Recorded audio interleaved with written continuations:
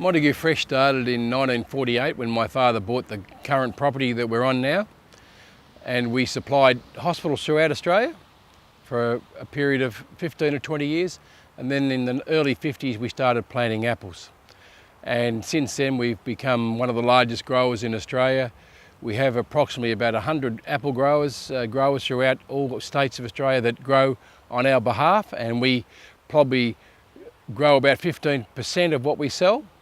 And we now have a considerable amount of controlled varieties, particularly Jazz, of course, which is our main controlled variety, which we have 18 growers growing at the moment in all states of Australia.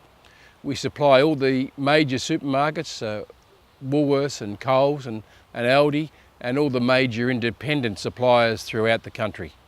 In the late 90s, we travelled to New Zealand to look at new varieties, and we went and visited plant and food research.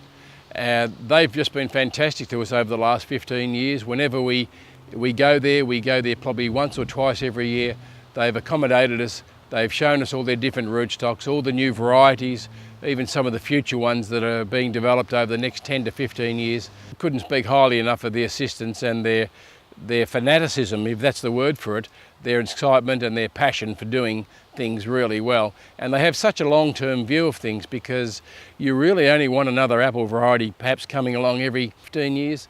It's extremely difficult to get a new variety onto a supermarket shelf around the world. So if you haven't planned at least 10 years out, you're going to really struggle. And you've got to put a lot of money into the development of that product. It's very important when the Australian apple growers work with plant and food research. It's not only about the development of the variety, but it's also the rootstocks that they go on, the yield per hectare, and all aspects of apple growing in particular.